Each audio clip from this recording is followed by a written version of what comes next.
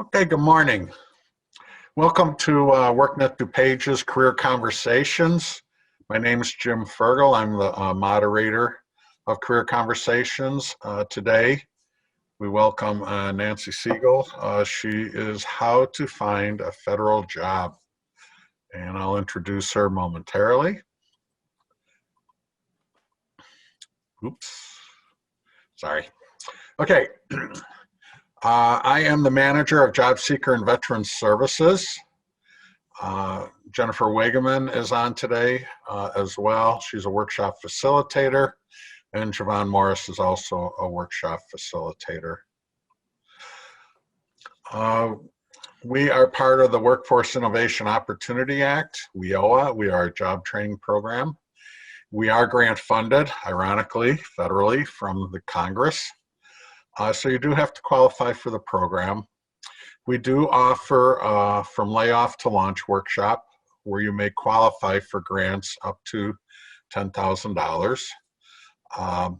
And you can earn marketable certifications like Agile, Scrum, even truck driving, healthcare, the wide range. There's no need to pay it back.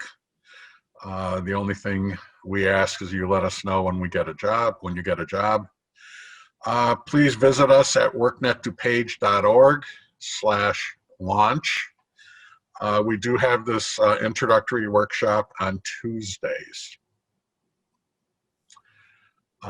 Congress does like to know how these programs are effective. So we encourage you to let us know. We had a couple people get jobs over the last couple days.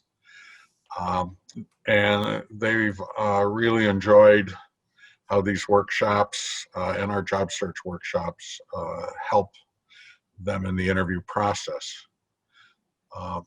We have different metrics, which I'll talk about at the end, but the main thing is, as a matter of fact, the WIOA program, the grant is up for review by Congress starting soon. So we have sent our annual report to Senator Duckworth, and she was very pleased as this was, we were showing all the results of the people we've helped.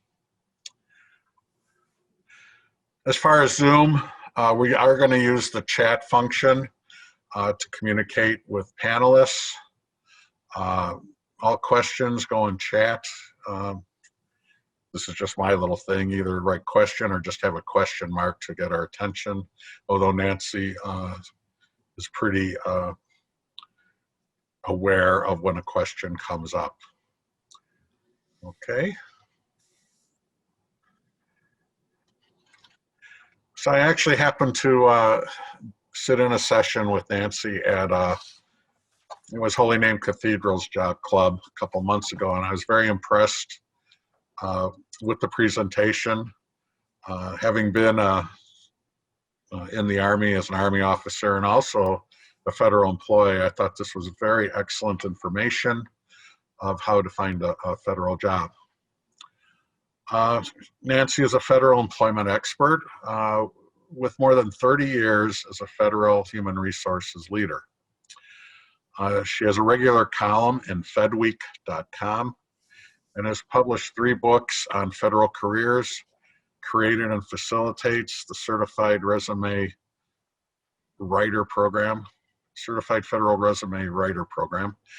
and she provides training around the country for people interested in federal employment. So Nancy, at this time, I'm going to turn over the controls to you. Okay. And looks like I need to reshare my screen, so give me just a second to do that. And just doing a check, am I up? You are, I can see you. Yeah, it looks great. Okay, thank you all very much. This is the federal job application. Forget everything you ever learned. Thanks, Jim, for that nice introduction. And what you see is what you get. I am a retired federal HR person. I spent 30 years doing federal HR. I have several books out on getting a federal job, navigating the process. I work with agencies and individuals around the world, actually, in helping them understand how to do this. I'm a big fan of federal employment. And so what are we going to talk about today? We're going to talk about the basics of federal job applications, how to read a federal job posting, because if you have ever looked at a federal job posting, you will know that they are not a natural act to read. So we're going to spend some time on that. We are also going to talk about figuring out whether it is worth your time to apply. I am not a big fan of applying, the throwing pasta up against the wall, the kind of pray and apply approach. Let's be strategic about this. We're going to talk about the occupational questionnaires, because that's a critical part of the federal application process, what a federal resume looks like, and let me assure you that it looks significantly different than the private sector resumes you are using. Just as kind of a framework here, the average federal resume runs 4 to 6 pages. And we'll talk about how to apply. So I like to start, and in the chat box, I'm going to make some people work because I'm here working this morning. Most federal jobs are in Washington, D.C. True or false? Put a T or an F in the chat box.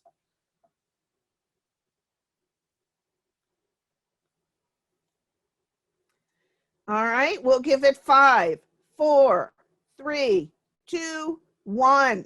And most of you are correct. That is false. 80% of federal jobs are outside of Washington, D.C. And the federal government is the largest single employer in the Chicago metro area. So if you are not considering federal employment as part of your job search strategy, you're missing a huge opportunity.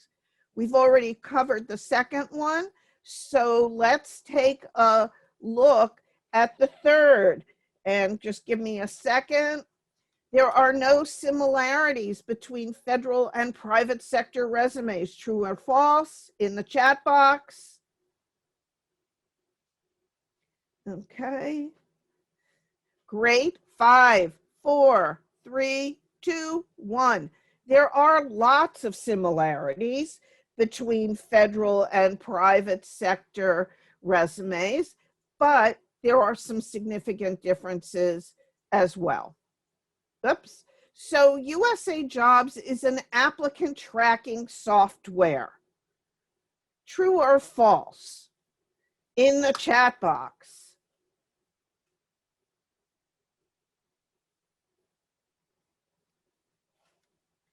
All right, so this is a little more mixed. 5, 4, 3, 2, 1. This is a little more mixed. Usajobs, which is the government portal, is not an applicant tracking software system. This is grossly misunderstood by applicants and who want to in, as well as those who are already in the system. Real human beings actually hand review every single resume. Okay. The federal government employs plumbers. True or false? Sorry about that.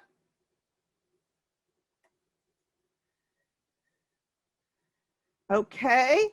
5, 4, 3, 2, 1. Stop.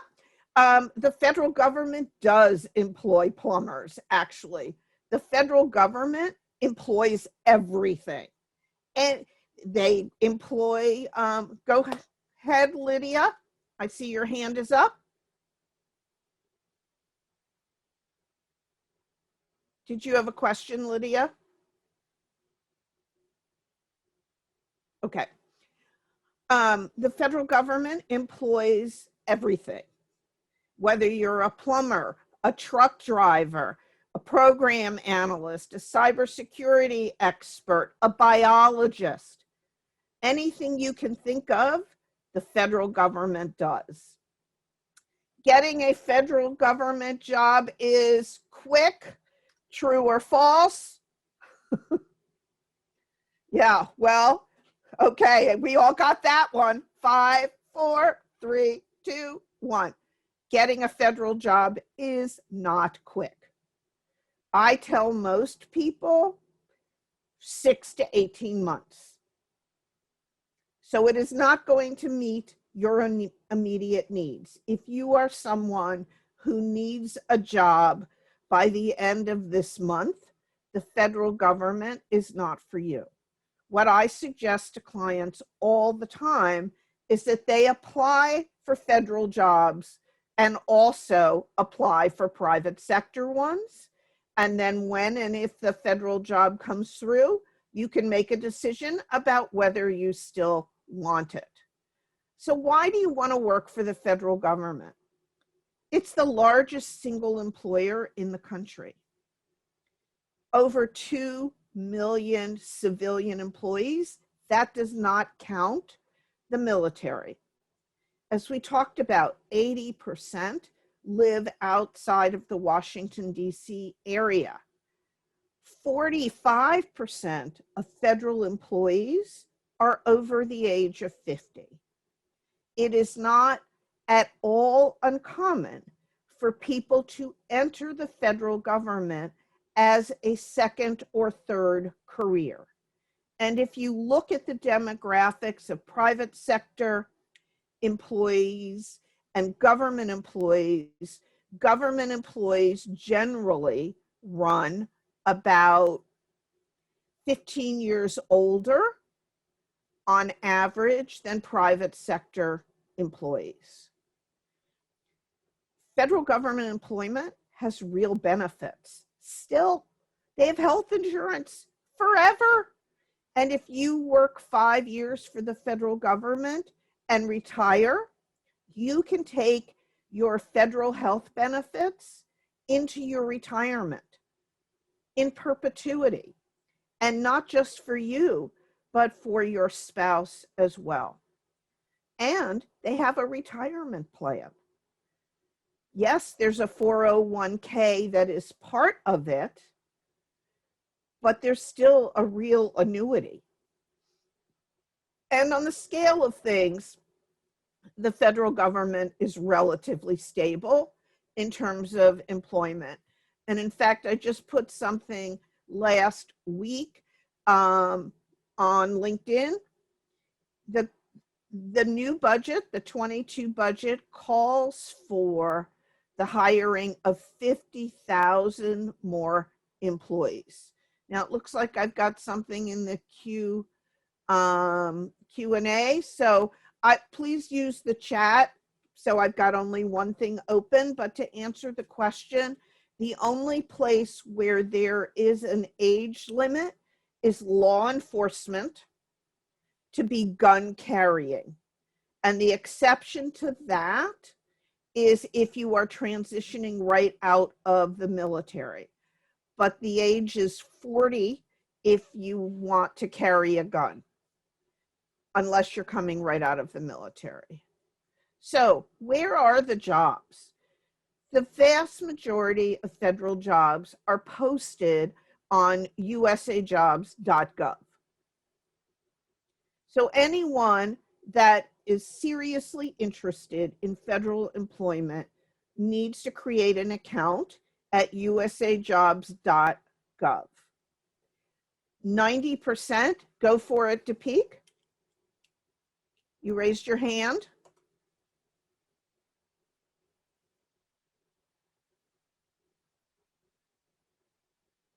Okay. Either put something in the chat box or turn off your mute button. Does federal government bridge service? What does that mean? I don't understand the question. does federal government bridge service? Can you explain that a little more?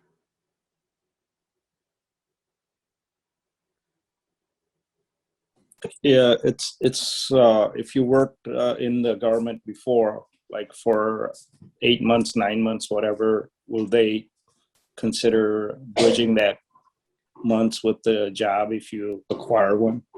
So when you, I think that I'm confused about the word bridging, but that service counts? Yeah, that's what I meant. Does Okay, it? yeah. So you should have, if you are a former federal employee, even for the post office for a hot second during, holiday season or something, you should have your paperwork from your earlier tenure. And if you don't have it, I would encourage you to get it. So how do you get it? If you Google Federal Record Center, St. Louis, St. Louis is where all government employees' paperwork is retained once they separate from federal service. So you can request your file, and you should, because you'll need to be able to prove that you had prior service. So it would count toward your tenure. It counts toward your eligibility for retirement, etc. Does that help? Yes, thank you. Yep, okie doke. And somebody wants to know if we'll share the presentation. I don't know what the standard practice here is, but if that's what we normally do, then of course I will send it to Jim. Okay. See, excuse me. Yep. This is being recorded. We will edit it and have it on our website next week. Okay, great.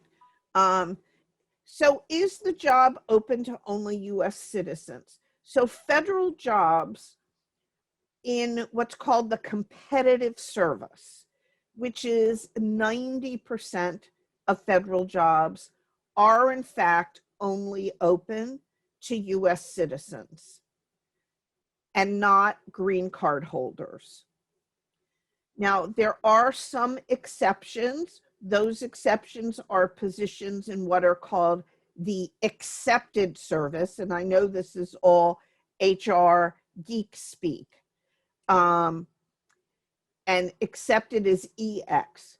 So for specialized skills in the accepted service, you can be a non-citizen. Obviously, you need to be legally eligible to work. But the majority of jobs are citizen only. Okay. And the vast majority of, so can you collect Social Security in addition to your pension? Let me say yes, but, because it is a complex situation. There is what's called government pension offset. We do not really have time in this session to talk about the nuances, but the short answer is yes, but. Okay. But you are correct that when you are employed by the federal government, you do not pay into Social Security in most cases in the traditional way. Okay. All right. Again, vast majority of jobs on USA Jobs. There are other jobs in the accepted service, which is outside of regular government, that are posted on agency websites. Jobs are required to be posted. Please, please, please do not ever pay anybody or any company to find the hidden federal job market. This is all public information. The people who claim they, can take you to the hidden federal job market, they are basically aggregators. All right. So USA Jobs is used to apply for the vast majority of federal positions. You must have an account. You apply through Usajobs, okay? You should set up a user profile, and your user profile on Usajobs allows you to establish what are called search agents. On any given day, Usajobs posts 10,000 or more openings. No one, no matter how bored you are, wants to troll through 10,000 of anything. And so with a search agent, you can tell Usajobs to automatically send you vacancy announcements, job postings that meet your criteria by salary, by occupation, by location, by agency. And you can have multiple search agents. So that is a hugely helpful tool. Okay. All right. So let's talk a little bit about reading a job posting. By regulation, every job posting on Usajobs is structured in exactly the same way, with the same headings, the same format, and the same order. Okay. And to me, reading that job posting is critical. Reading that job posting tells you whether or not it is worth your time to apply. And if it's not worth your time, don't bother. The average federal job posting receives anywhere from 400 to 1,000 or more applications. So, you know, pray and spray, not worth it. Are salary bands publicly available? Absolutely. Salary is on every single job posting. That's a requirement. Salary is public information. You can find out exactly what any federal employee makes. It's online, and there are groups that publish it. Now, you know, whether it's accurate to 2021 or it's still stuck in 2019, I can't tell you. I haven't looked because, you know, it doesn't matter to me. But yes, conceptually, it's very different. Salary is public information. The other thing that I think is critical about a job posting is that a job posting is actually a roadmap for what the human resources people, the HR people, are looking for when they look at your resume. It is full of keywords. And I'm assuming you've talked about keywords in other segments that the DuPage WorkNet team has put together. So what are the different parts of the posting that you should pay attention to? There's an overview. You know, that tells you a little bit about the agency and the job. This job is open to. So what does that mean? That means, are you even in what's called the area of consideration? Right? Is it even worth your time? Location, where is the job located? And let's be clear, jobs now, for the most part, are still all remote. However, every agency must submit a plan by July 17th, which isn't that far away, in terms of how they're going to get folks back into the office. And so some people may never go back in the office, right? Some may be 100% remote. But don't sit there in Chicago, apply for a job in Dallas, and think that you will never, ever have to go to Dallas. We should know by, like I said, the middle of July, July 17th is the due date, when every agency must submit their, quote, reopening plan. Is the job open a citizenship thing? So it's a couple of different things. That's a great question.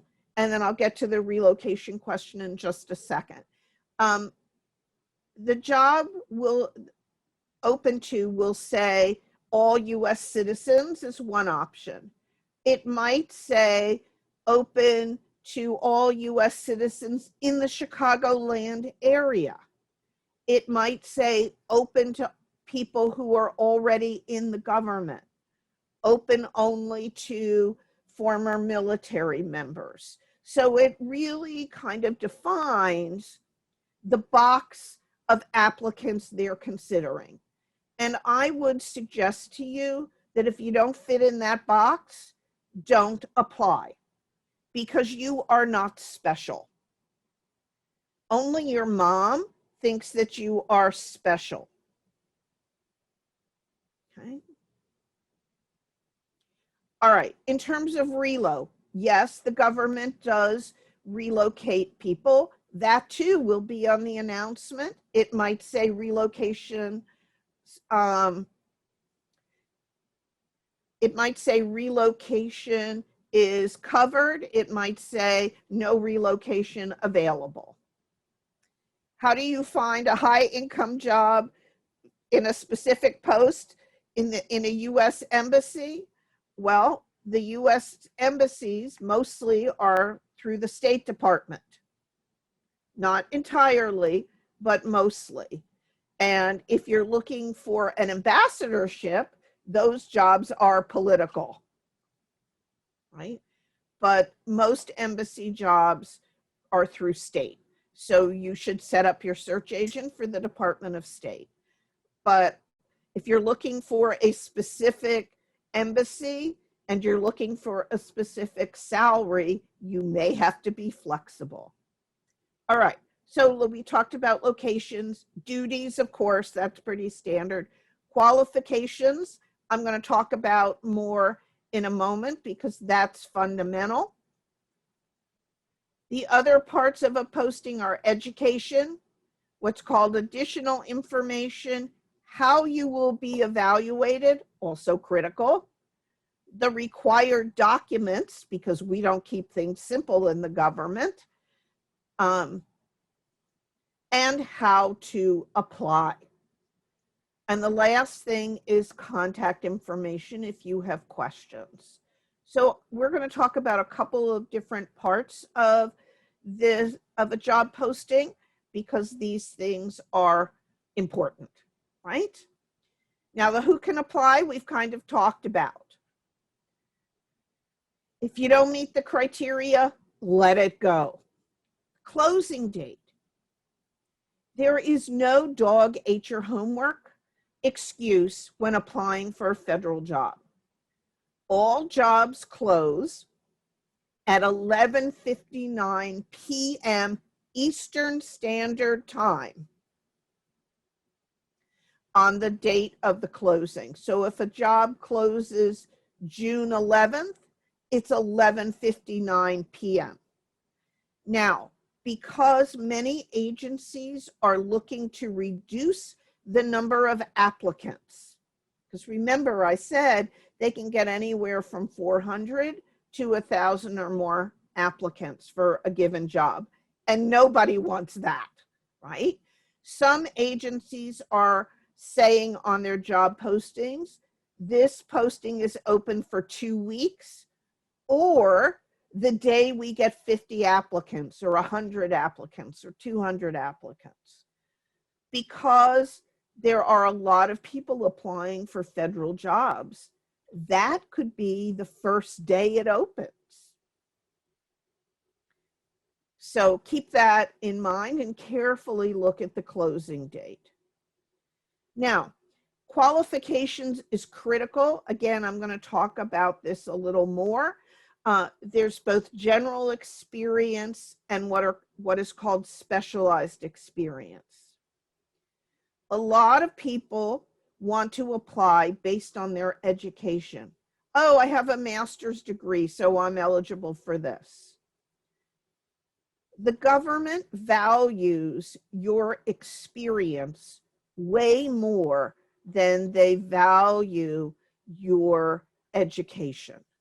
I see I've got something in the Q&A. Please use the chat box so I can only focus on one thing.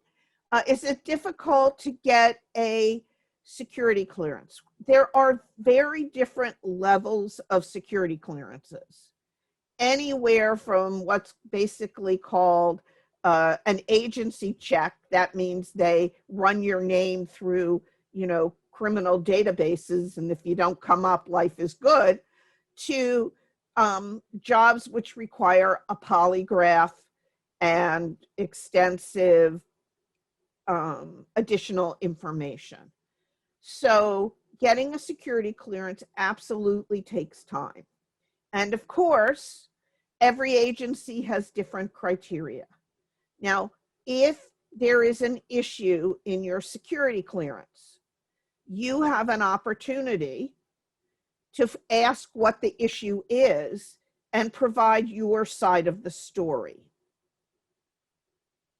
It's still up to the agency whether it's granted or not. And some agencies will grant you a clearance, while other agencies, based on the same information, will not. Okay. The government values education way more than they value experience. Excuse me, I said that in the reverse. The government values experience way more than they value education. So if you are choosing whether you are qualified based on experience or education, always pick experience. In fact, 80% is probably closer to 85% of federal jobs don't require a degree at all. Other parts of the announcement which are important are the Occupational Questionnaire, which I encourage you to look at before deciding whether or not it is worth applying. We'll talk about this in a few minutes. So occupational questionnaires, for the most part, are a self-certification about your qualifications. And most, but not all, of the questionnaires use a simple Likert scale for you to rate your experience in a particular area. And I've just laid it out here on the screen. A, I've not had education, training, or experience doing this, whatever this is. I've had education or training, but I've never done it. C, I've done this, but my work is closely monitored by a supervisor to ensure I do it right. When you look at a questionnaire and you are an A, B, or C, don't waste your time applying because frankly, you're not qualified. Oops, sorry, I touched something I shouldn't have here. But let's look at D and E. And I have performed the task as a regular part of my job. I performed it independently and normally without review by a supervisor or senior employee. That's pretty good. That means I do it regularly and people leave me alone, which is my favorite thing, being left alone. Most people gravitate toward D because E, and I'll come to your question just a minute. There's a couple questions about diversity here. Let me get through this first. I'm an expert in performing this task. I've supervised others that do this. I'm the person who's consulted by other workers to assist them in doing it. Most people stop reading when they get to this first sentence, I'm considered an expert. And most people are concerned about self-anointing as an expert. My view on this is as follows. If you are answering A, B, or C, you shouldn't be applying for the job because frankly, you aren't qualified. If you are struggling between whether you're a D or an E, if you want to be in the game, you need to mark yourself an E. The only part of Usajobs that is automated is the scoring of these questionnaires. And so the first screen that HR does through the computer is to score the questionnaires. And while this is a bit of an oversimplification, if you don't score 100, you're not going to pop out of the computer. The only way you're going to score 100 is if you mark E. Now, that being said, I am not suggesting that you be a liar, liar, pants on fire. Let's be clear about this. But I also encourage you to read what this says. I am normally the person who's consulted by other workers to assist them because of my expertise. So unless you are a complete and total loser, everybody is consulted by their coworkers, right? Now, if you're going to mark yourself E, you must have an answer to the question, why did you mark yourself E? And the correct answer is not, well, that was the obvious one to pick. That's uncool. You might say, I picked E because of this, this, and this. And the hiring manager could say, well, that's not what I meant.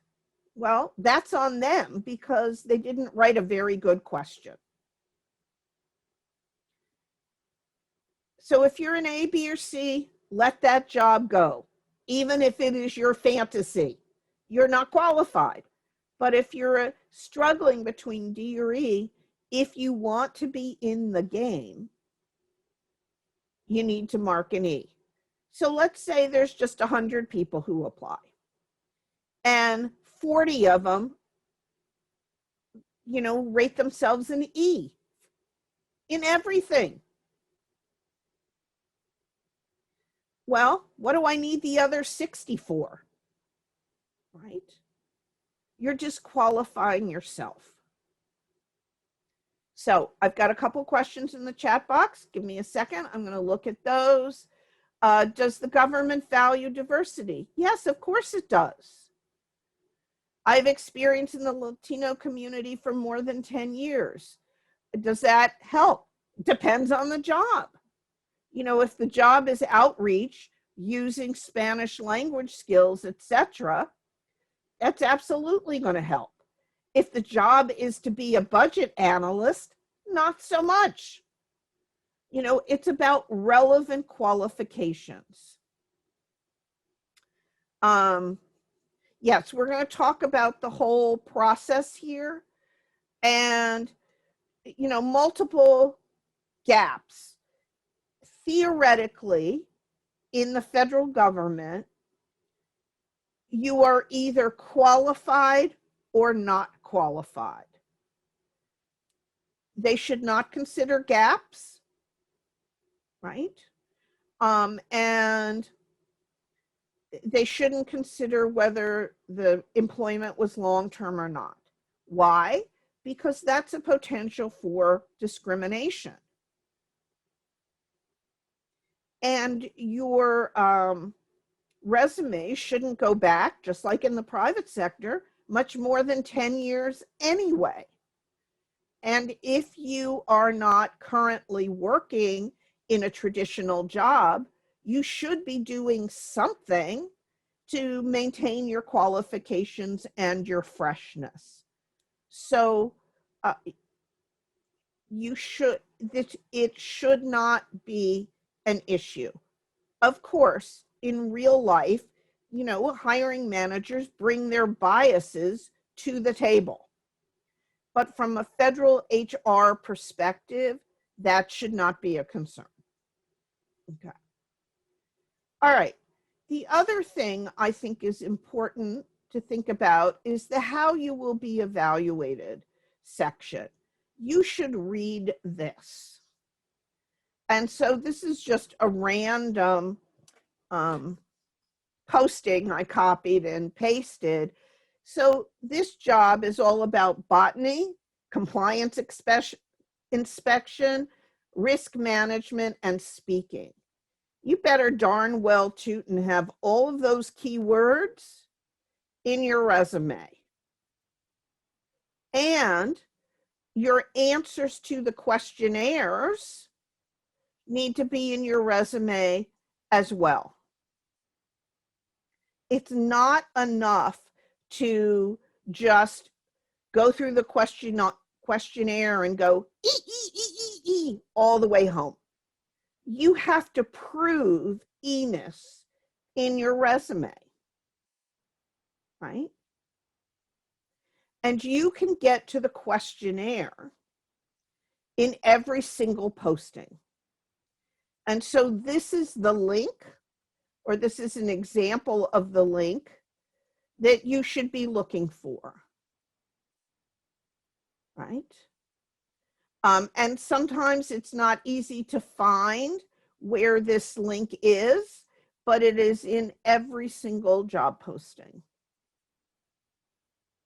And I strongly encourage people to look at, the experience that is required, the specialized experience that is required, and of course, the questionnaires, to figure out whether it is even worth your time pulling your resume together.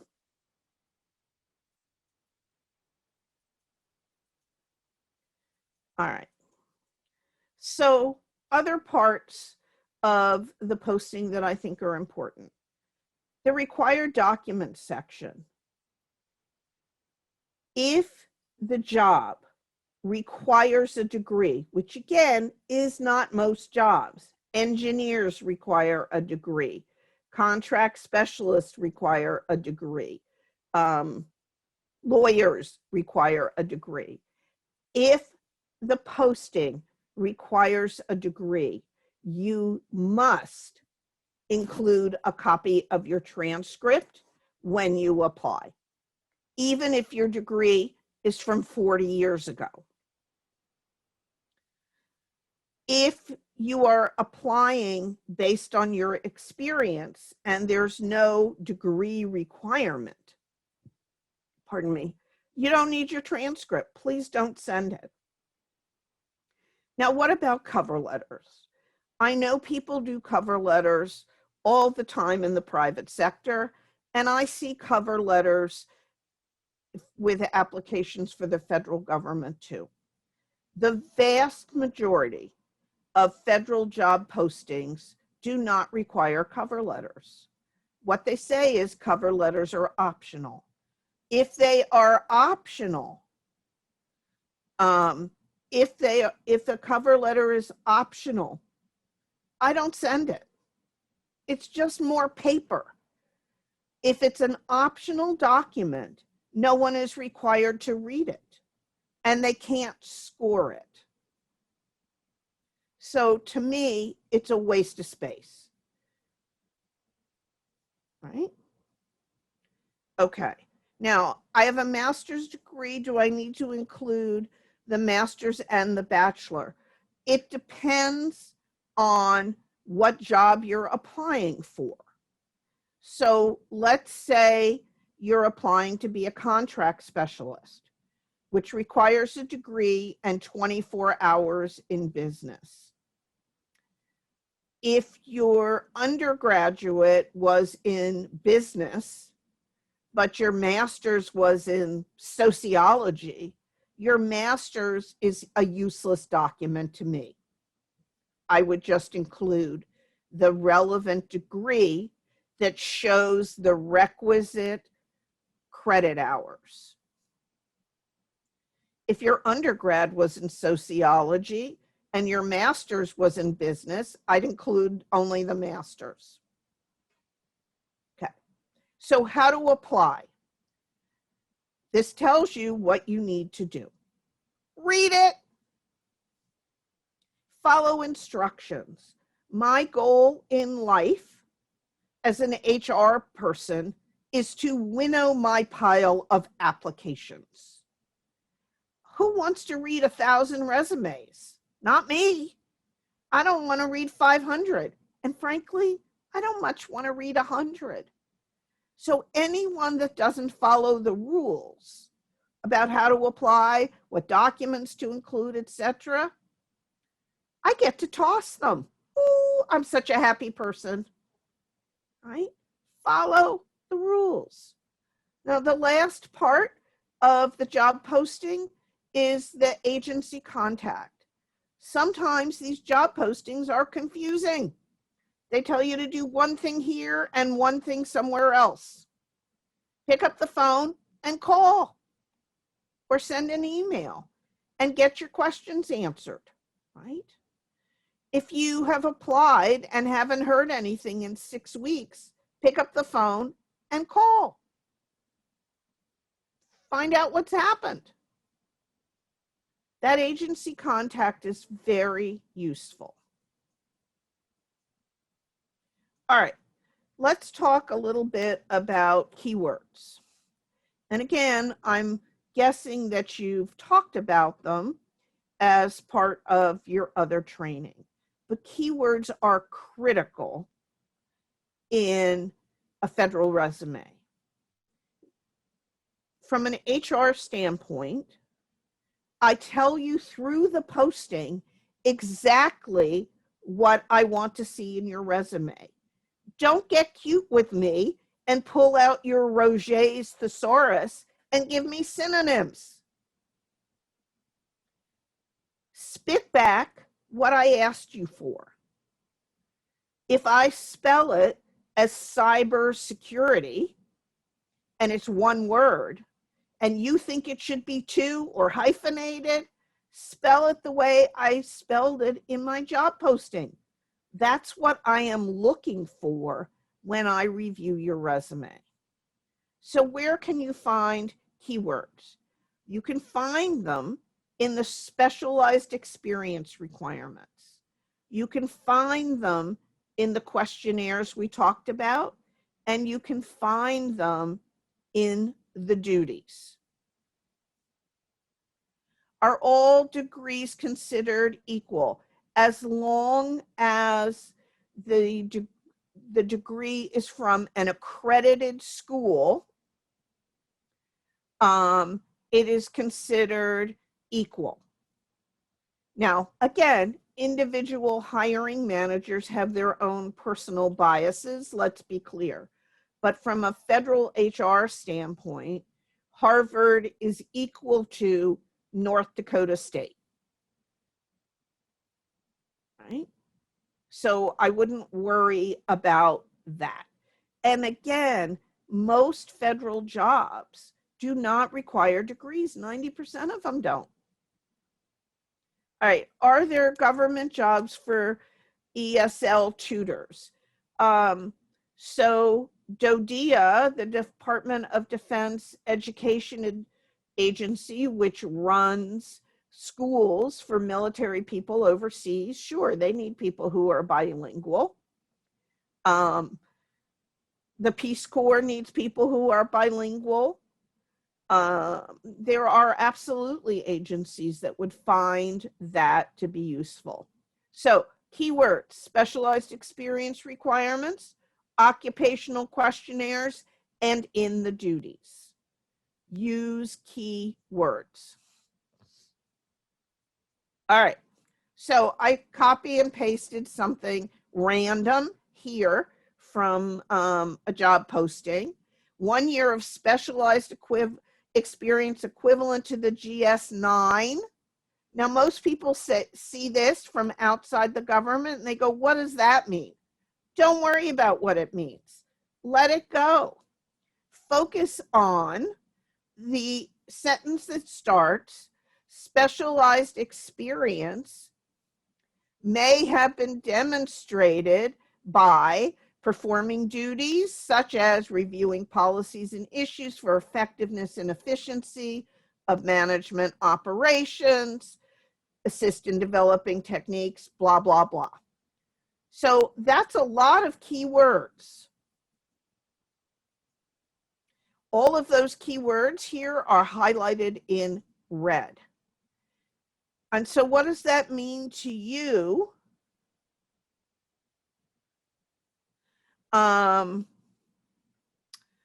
What does that mean to you as someone who's writing your resume? Well, I want to see all of those words in your resume.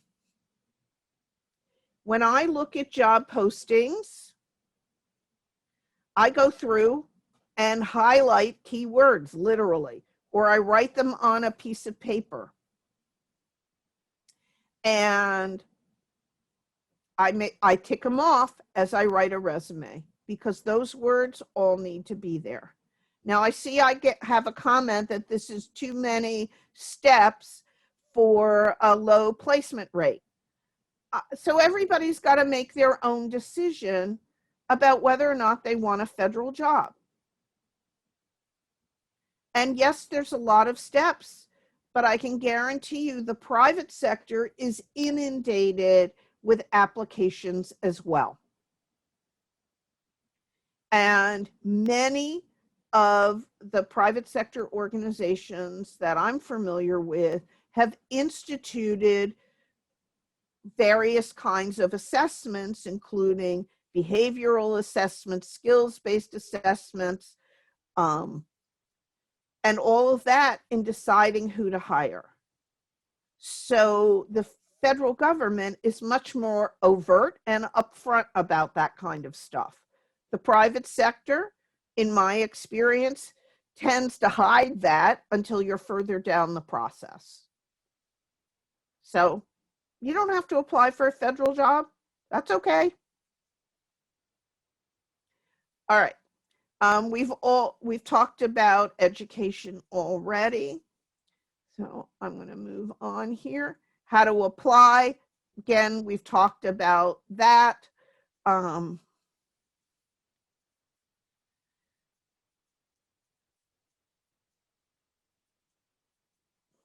Let's talk about a federal resume. Now, one of the major differences between a federal and a private sector resume, in addition to length, is what I call compliance information.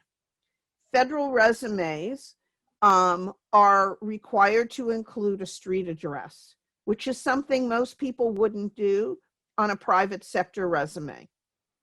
You want your full street address.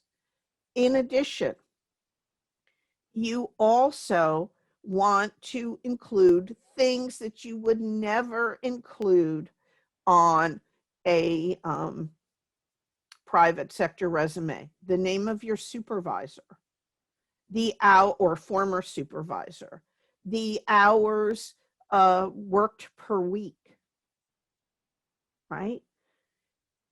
Your dates of employment need to be expressed for most agencies as month, year, year.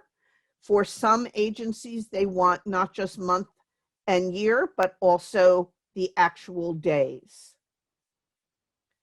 So the level of detail, the compliance information, the length are differences. Similarities to a private sector resume include your qualification statement or summary, whatever you want to call it, your work experience, metrics and accomplishments, and of course, education.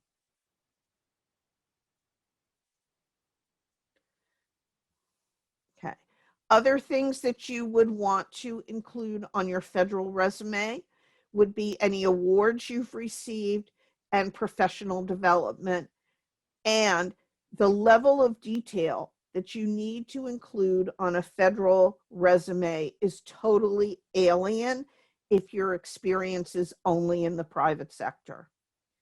If you have to show your answers to the questions on the questionnaire, and there's 20 questions, you can start to see why these resumes get so long.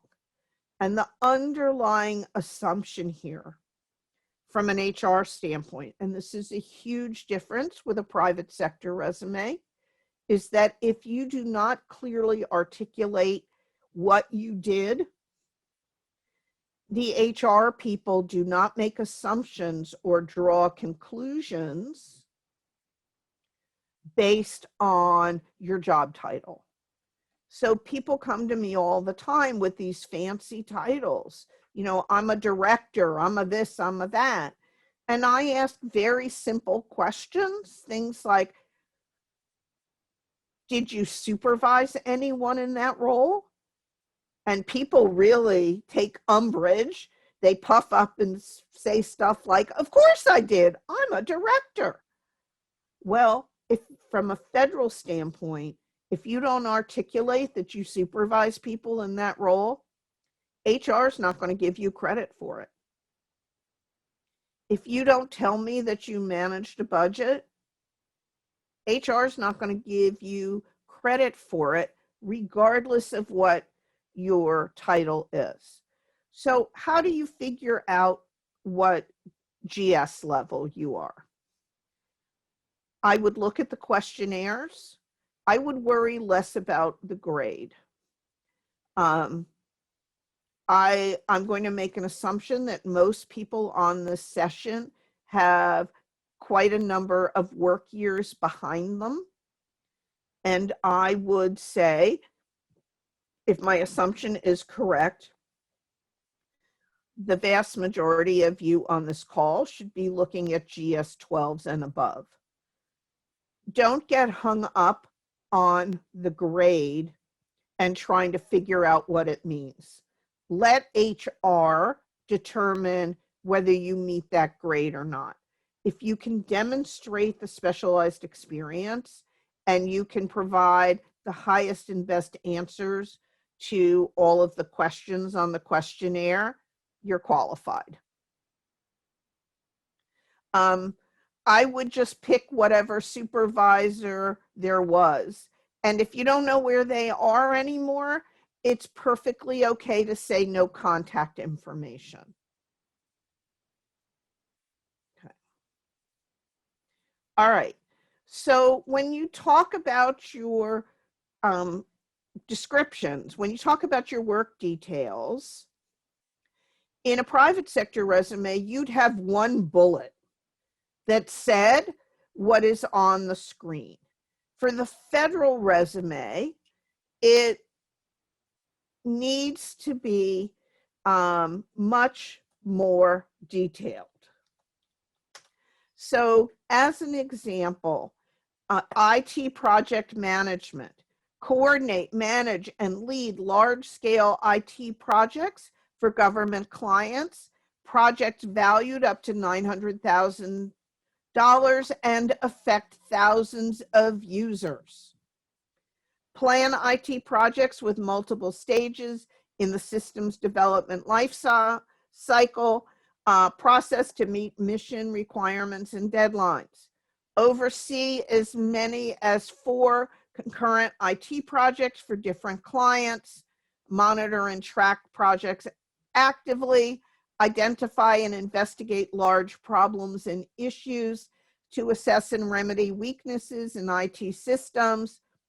Leverage project management professional certification and best practices to provide efficient, cost-effective support and services. Assess each project for lessons learned. Consistently deliver projects on time and on budgets. And examples of successful projects include. Now, couple of things here. This is way more content than anyone would ever include on a private sector resume. about IT project management, right? You probably wouldn't go past the first sentence. But again, what I'm giving here for you is the detail that's necessary to show your work. You can start to see keywords here.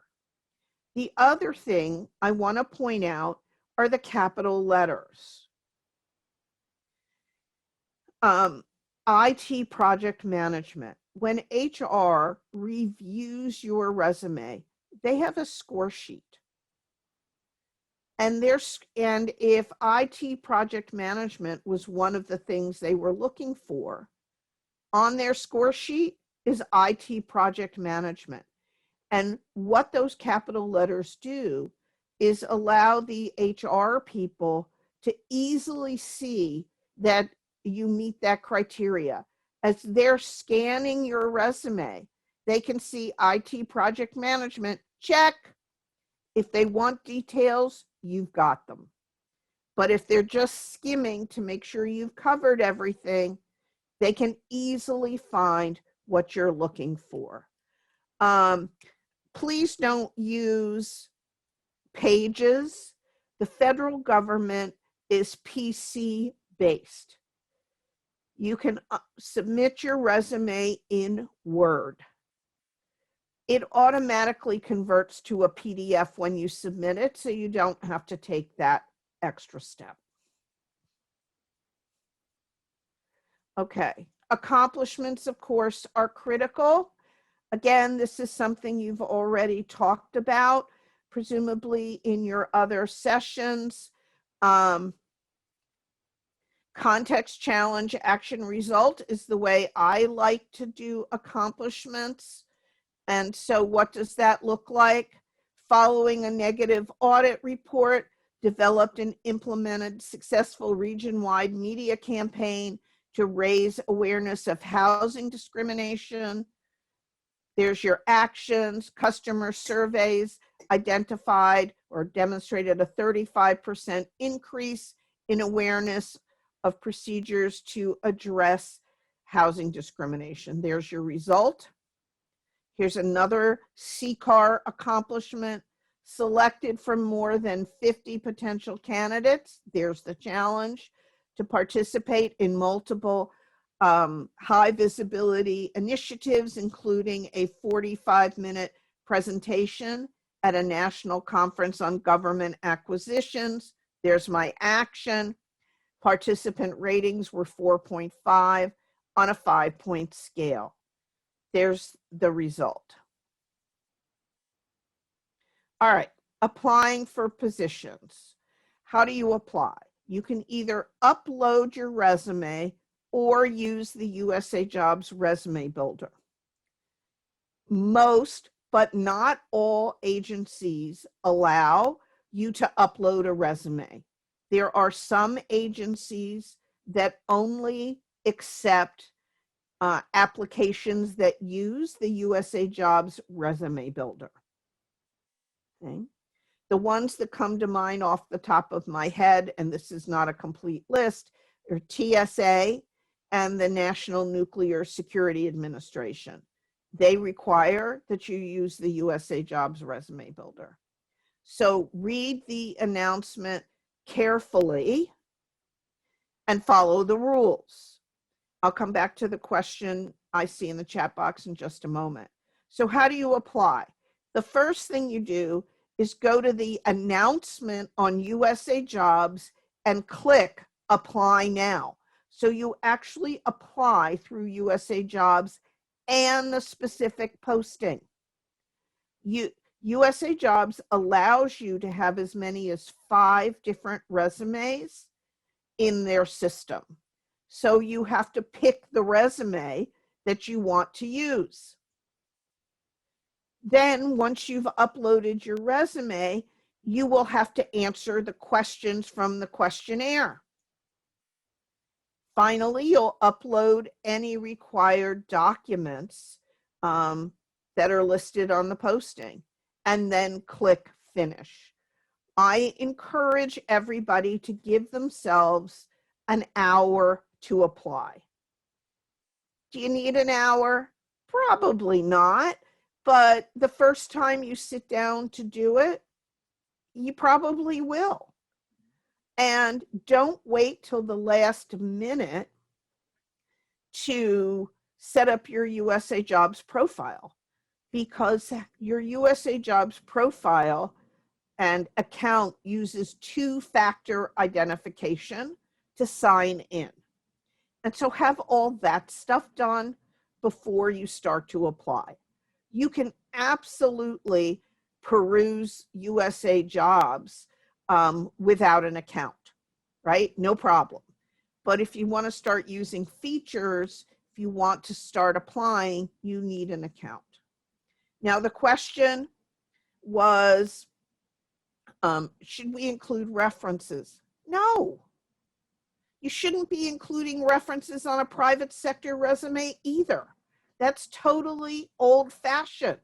Just like you don't want to have an objective on your resume. Objectives are old-fashioned. And when you think about it, there's not one hiring manager in the universe that cares what you want. That's what an objective is. Oh, I want a position where I can grow and flourish.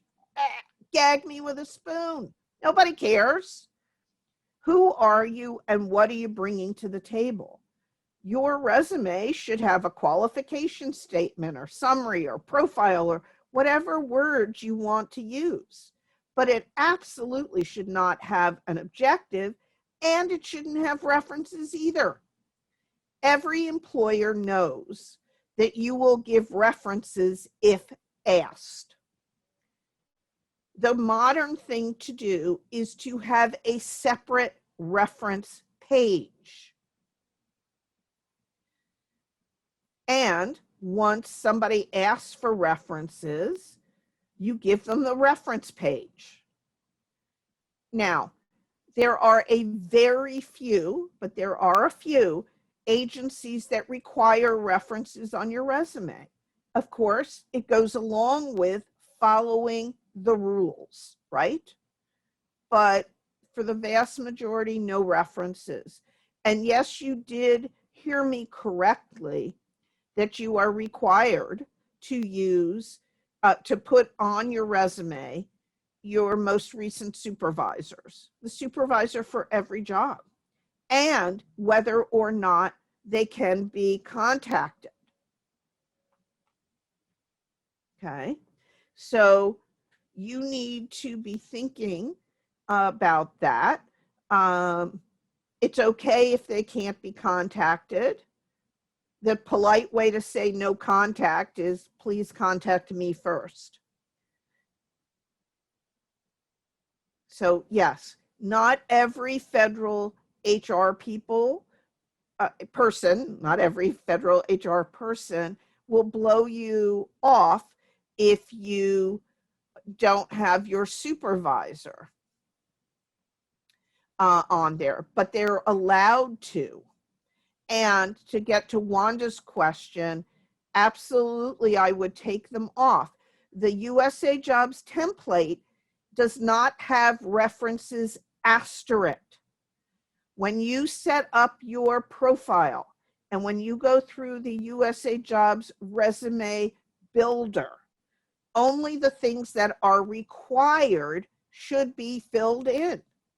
There's lots of things that aren't required in the Usajobs profile section. You know, what level of work you want, right? Where in the universe you want to work, etc. Ignore those things. Okay.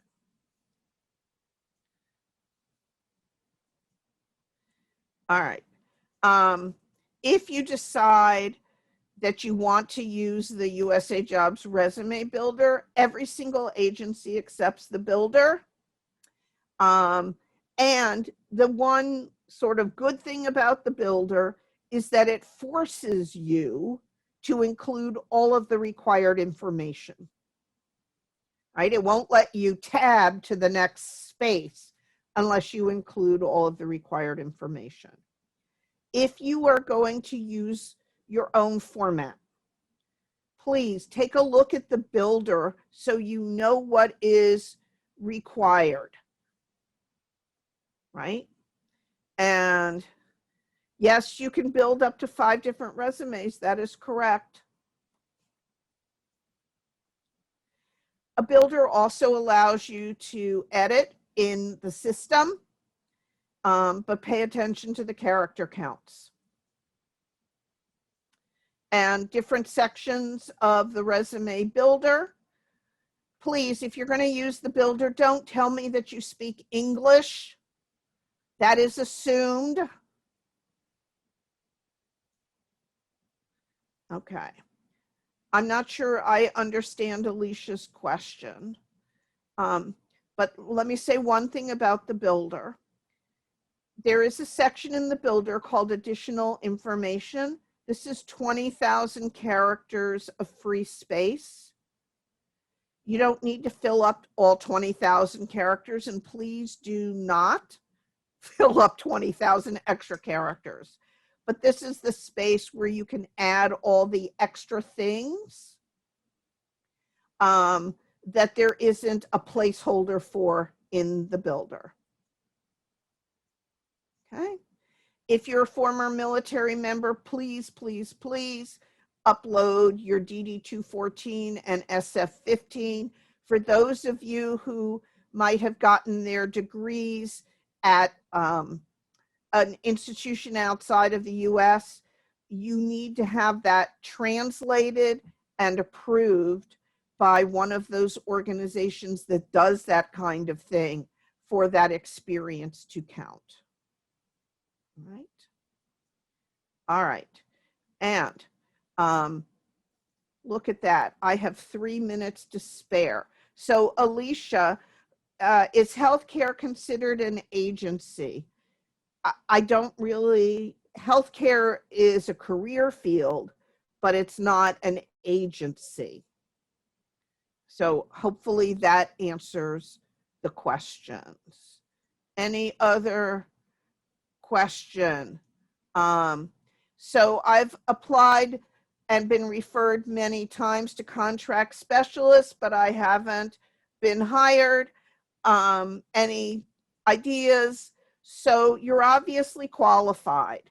I would go back and look at your resume and make sure that it complies with the information that I've shared here, that there's enough detail, that you have good, strong achievements and lots of metrics in it, because you're getting referred, it sounds like, but you have to persuade the hiring manager, of course, that you're worth an interview.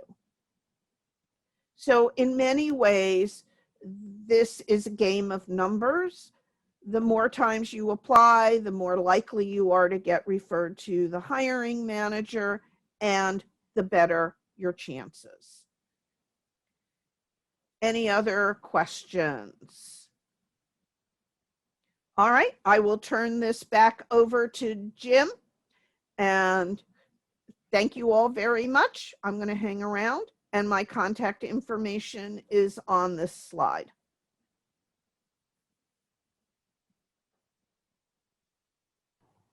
Jim? Yes, thank you. My mute button went on mute. All righty. Okay. So everyone's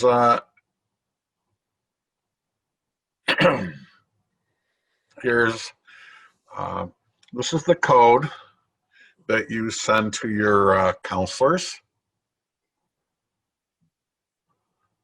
I'm going to type it in here so that you know.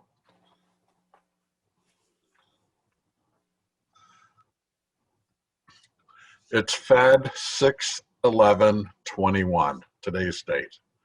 Fed 6/11/21. This you're supposed to maintain contact with your counselors.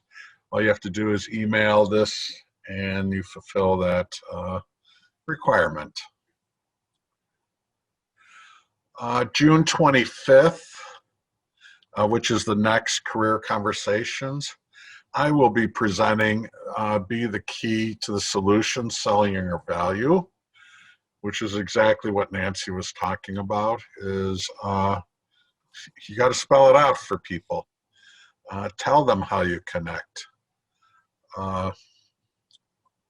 Okay. Again, let us know when you find a position. And those of you who are new, please attend the Layoff to Launch workshop, which is on Tuesdays. Please look at our website, which I'll post. Okay, it's posted. And Congress looks at this. And the other thing is, if you get in the program, we do follow up every couple of months just to make sure everything's going okay on the job. Please let us know, one of the job seekers, because we like telling success stories on our website as well. I think if you look, you'll see a recent job seeker who videoed how he found a job. So it encourages others, and this is how the program stays funded, is through the number of people who come in and number of people who find jobs. Just an FYI, 70% of the people have to find positions, so we keep the grant. 80% of the people that find jobs give us incentive monies to serve more of the public. So really, we are here today because of people in the past who have gotten jobs, so that we can report to Congress about that. So it's a great program.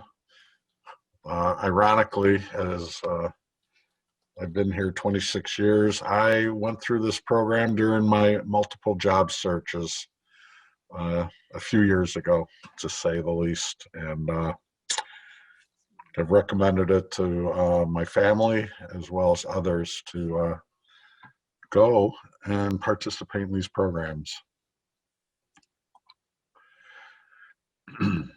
Here's my email. Go to worknetthepage.org. Any final questions? Nancy, I think you posted all the info. We will be posting this on our website next week. And Nancy, I want to thank you for your time. This was a great presentation. Give us a lot of good basic info. I know back in the day, when I applied for a federal job, it was, you had to, how thick was the application back in those days? So, but now you can do it online. So. Still pretty thick though. Yes, it is still pretty thick. You have to weigh it. So, okay. Thank you again, Nancy, and thank you for everyone for attending. And we will see you again on the 25th. And Nancy, if you want to, I don't know if the slides will go on the chat box. If not, PDF me, send me a PDF, and we will see if we can post them when we post the video as well. Okay, Nancy? Right. Yep, and I put my website in the chat box, and you can Google me. You can reach out on LinkedIn. In fact, one of our participants did, in fact, reach out ahead of time to me on LinkedIn. So, all good. Okay. Thank you. So, okay, Nancy, have a good one. Thank you, everybody. Okay. Good luck. All right. Take care, everyone. Bye-bye.